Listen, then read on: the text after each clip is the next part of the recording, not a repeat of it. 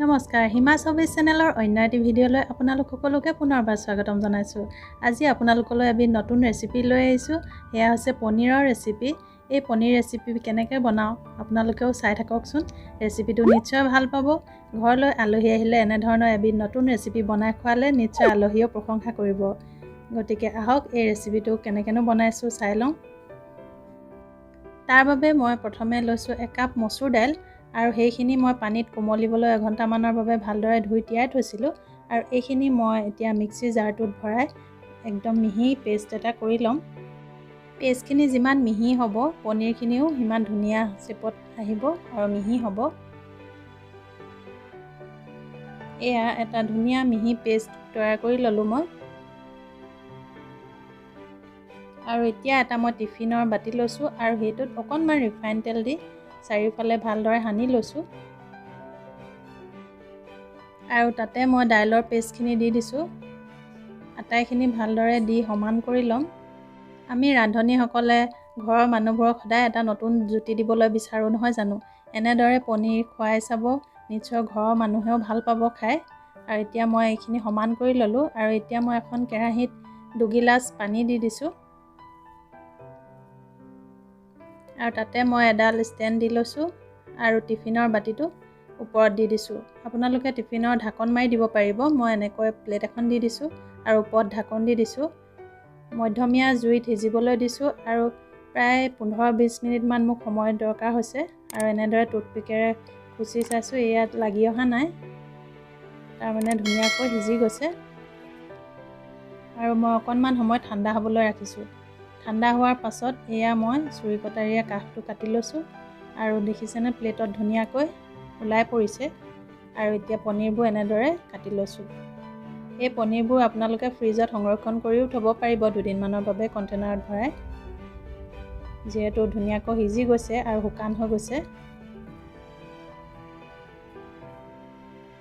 এয়া দেখিছেনে ধুনীয়াকৈ পিচবোৰ ওলাই পৰিছে। এতিয়া মই 2টা ডাঙৰ চাইজৰ পিঁয়াজ লৈছোঁ আৰু মিক্সিৰ জাৰটোত ভৰাই ধুনীয়াকৈ পেষ্ট কৰি লৈছোঁ।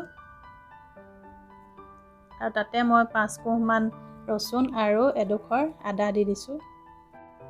সেইখিনি পেষ্ট কৰাৰ পাছত মই আকৌ মিক্সিৰ জাৰটোত মগজ 2 চামুচ তিয়াই থৈছিলোঁ, সেইখিনি দি দিছোঁ। আৰু তাতে মই ডাঙৰ চাইজৰ বিলাহী এটা কাটি দি দিছোঁ। আপোনালোকৰ ওচৰত মগজ নাথাকিলে নিদিলেও হ'ব। মগজটোৱে গ্ৰেভিটো অলপ ডাঠ কৰে। এইখিনি মই ধুনীয়াকৈ পেষ্ট কৰি ল'লোঁ। আৰু এখন কেৰাহীত ৰিফাইন তেল অলপ সৰহকৈ দি ল'ব, তেতিয়া খাবলৈ সোৱাদ হয়। আৰু এই পনীৰ কেইপিচ মই ফ্ৰাই কৰি লৈছোঁ ধুনীয়াকৈ। অলপ ৰঙচুৱা হোৱালৈ ফ্ৰাই কৰিম কম জুইত, তেতিয়া পনীৰখিনিৰ সোৱাদটো ভাল হয় খাবলৈ। যিসকলে মোৰ চেনেললৈ প্ৰথমবাৰ আহিছে তেওঁলোকে চেনেলটো প্লিজ ছাবস্ক্ৰাইব কৰি দিব। আৰু এই ৰেচিপিবিধ আপোনালোকে কেনেকুৱা পালে মোক কমেণ্টত জনাবলৈ নাপাহৰিব। এতিয়া পনীৰখিনি ৰঙচুৱা হোৱাত মই এখন প্লেটত নমাই ৰাখিছোঁ। আৰু বাকীখিনি পনীৰো এনেদৰে ফ্ৰাই কৰি লৈছোঁ। সাধাৰণতে গাখীৰে বনোৱা পনীৰত মই আদা নহৰু নিদিওঁ যদিও এই দাইলেৰে বনোৱা বাবে এই পনীৰৰ ৰেচিপিটোত আদা নহৰু যোগ কৰিছোঁ, তেতিয়া খাবলৈ আৰু ভাল লাগিব। এয়া মোৰ পনীৰখিনি ফ্ৰাই কৰা হৈ গৈছে। তাতে মই তেজপাত এখিলা দি দিছোঁ আৰু পিঁয়াজৰ পেষ্টখিনিও দি দিছোঁ। এইখিনি মই অলপ কম জুইত তেল ওলোৱালৈকে সিজাই থাকিম। এয়া তেল ওলাব ধৰিছে পিঁয়াজখিনি আৰু তাতে মই হালধি, জিৰা গুড়ি অলপ, ধনিয়া গুড়ি অলপ আৰু গৰম মছলা অলপ দি ভালদৰে পিঁয়াজৰ পেষ্টটো লৰাই দিছোঁ। এনেদৰে মছলাখিনি প্ৰায় ভাজ খাই পৰিছে আৰু ধুনীয়াকৈ তেল ওলাইছে। তাতে মই মগজ আৰু বিলাহীৰ পেষ্টটো দি দিছোঁ। বিলাহীটো কেঁচা হোৱাৰ বাবে অকণমান সময় সিজিবলৈ দিম।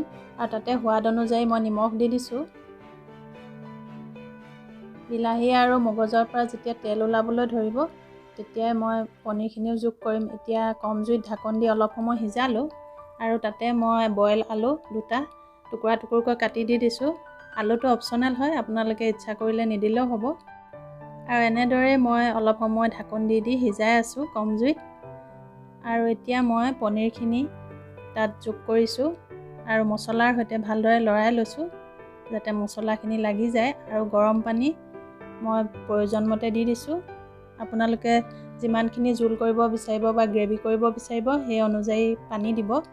আৰু ঢাকোন দি এনেদৰে মই অকণমান সময়ৰ কাৰণে সিজিবলৈ দিছোঁ।